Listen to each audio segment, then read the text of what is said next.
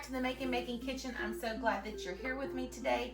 I look awful, but it is what it is, and I have so many things that are going on at this present moment while I'm trying to record this video, so I'm trying to hit a lot of things at one time. So this is going to be kind of a two-part series.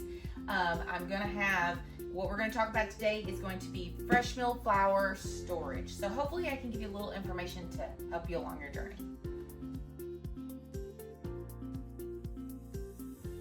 So one of the first things that I want to talk about is wheat berries. We want to talk about where we store our wheat berries. Now, my system is not perfect. I'm still learning as I go along. I'm sure there are people out there that are much more knowledgeable than I am, can give you a lot more information, but for my kitchen, since I'm a beginner, this is where I'm starting. So one of the first things that I encourage you to do is, if you have the wheat berry buckets, if you have the buckets, buy the Gamma Seal lids. I will link those in the description box, the ones that I bought from Amazon. I really like them. The reason why, and I don't have my brace on currently, but with the lids, when we first got them, I'm right-handed, so I would consistently try to open it. Now, I can't guarantee you this is what happened, but for me, I think I developed a tennis elbow by trying to open them. I kept telling myself, I'm going to order Gamma Seal lids. I'm going to order Gamma Seal lids. And yeah, I just kind of, I don't know. I guess I was thinking I'm in a hurry. I've still got homeschool going on. I'm still trying to do the blog, and just my brain wasn't working. So then my arm started hurting. I go get it checked out, and they're like, "You've got tennis elbow." And I was like, "What? How did that happen?" And they're like, "How did you do it?" And I was like, "I don't know." So I kept running through my mind, and I remembered trying to open up one of these buckets, and I told my husband, I was like, "That hurt my arm," but I didn't think anything else about it until I started having severe pain.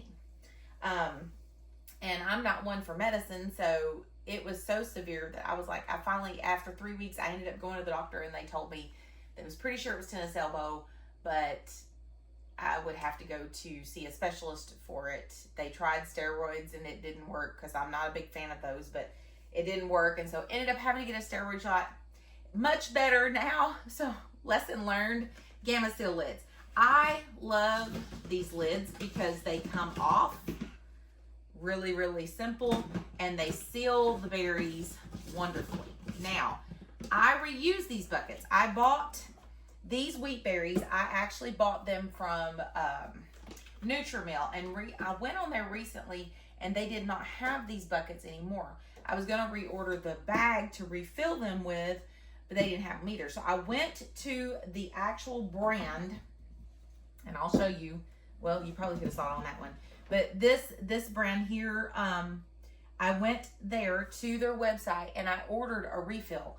And I mean, I ordered it for just this one bucket, the same size that I needed and everything. It was perfect. Came great contact. I think I got it in like 2 days. I mean, that was really fast. And there was no shipping charge on it at all. So I really highly recommend this. Of course, I always recommend NutriMill if they have it, but they were carrying this brand, but now they only carry like the 3 pound, I don't remember, I think it's 3 pound bags that they carry online. I should have looked that up, but I didn't. But anyways, so I use the Gamma Seal lids. I highly recommend them. The one that I ordered comes with a 3-pack. I want to say it's like close to $30 on Amazon. Anyways, I buy those, and that's what I use to store these in, and then I go in and I scoop out some, and I have these glass jars that I bought from NutriMill.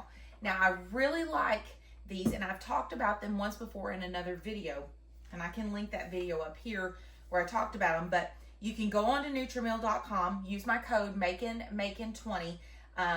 You won't get a discount on these because they're not really expensive, but it does help support the channel, support my blog.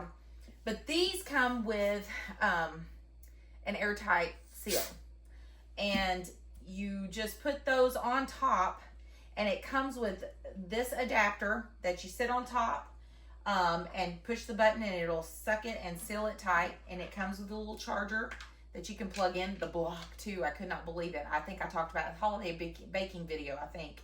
But anyways, it just kind of sits on top of there, and you put it in, plug it up, it charges it. Or it comes with a manual one where you can just put it on there and then you can just do the manual suction. Say the battery ran out of this one. But this one's super easy. You literally just push the button. It's very quiet.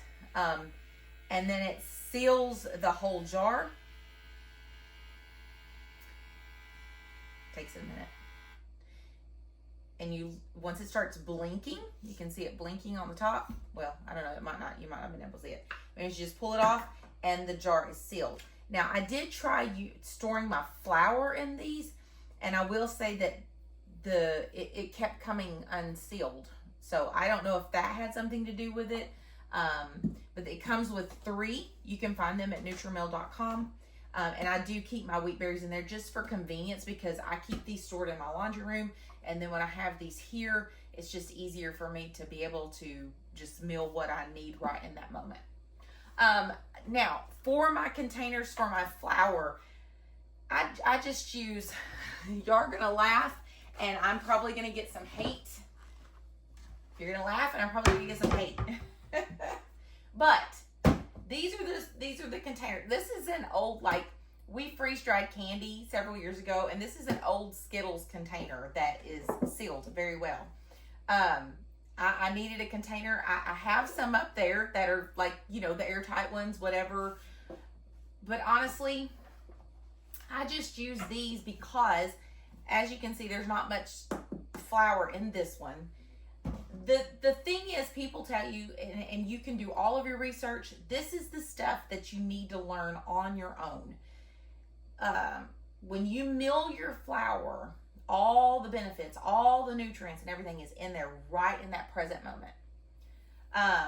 And as time goes by, those start to diminish. That's the best way I know how to put it. Well, for me, okay, I have learned that if I do not mill the flour that I need for the week, because I have the NutriMill Classic and it's bigger and it stays in my laundry room and I have to drag it out and mill. If I have to mill flour and I don't have it readily available when my kid asks for something or we want something in that moment, I tend to reach for the unbleached commercial flour. Because I do still keep it, because I keep it for my bakery, because I use it for the bakery. So for me, when I know I have a large baking week, the reason why that I have hard white wheat already milled is because I know I've got to make rolls for this weekend, and I wanted to make sure I had enough flour to make those rolls this weekend. So when I had my mill out to make my bread, I went ahead and made enough flour so that I wouldn't have to worry about it later, because I'm telling you, that's just the kind of person I am. So this is something that I've had to learn for myself. You do it your way. This is just the way that works for me. I have found that I do reach for it. Like when I need it, if it's not available, I'm not going to go in there and I'm not going to get that NutriMill Classic out. And I'm not going to mill my flour right in that moment for what I need. Unless I have time. But a lot of times this stuff happens and things are going on and we're busy and we're just rushing and we're trying to do. I try to keep my life simplified, but there's lots of factors at play over here. So that's just a couple of things that I do. I was trying to see, I tried to make myself a list so that I didn't feel like I was running all over the board. I think that's it. I think that's all. I will tell you that one of the things that I'm learning right now is just test everything. This system works for me. I do like, pulling my meal out, once a week when I know I'm going to be doing a bunch of either bread, or if my son, he loves waffles, and that's where this one comes in. That's why I barely have any left.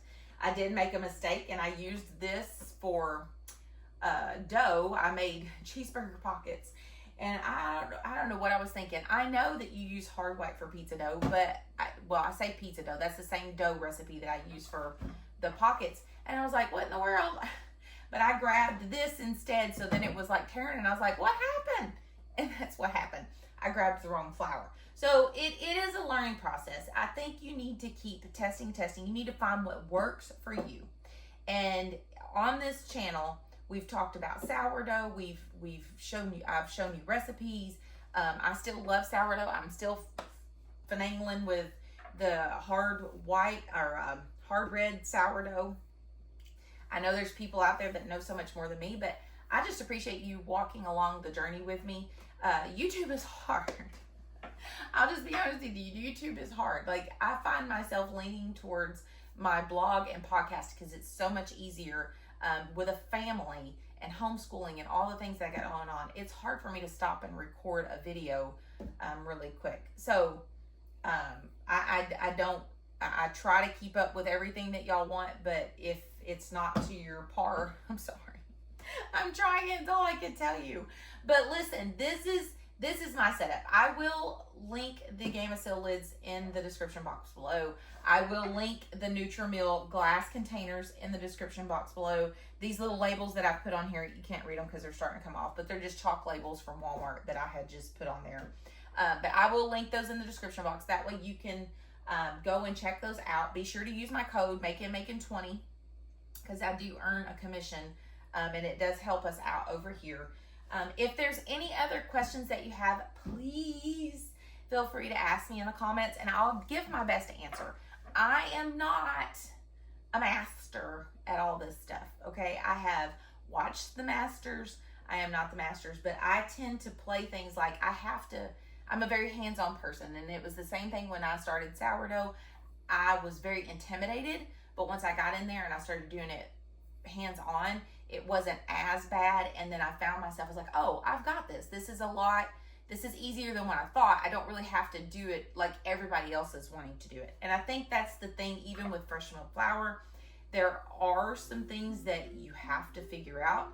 I read someone's post the other day that says, I just want to go back to Ma Ingalls and what she did. And I'm like, yeah, that would be great. Because, that was simplified. You didn't have all the measurements and all that stuff. But things that I have learned is measurements do matter. And so it's just a learning process. And I hope if you are in the fresh milk flour journey, I would love to hear like how you're doing, where it's going for you, or if you're even thinking about starting. I just appreciate that you are following us along.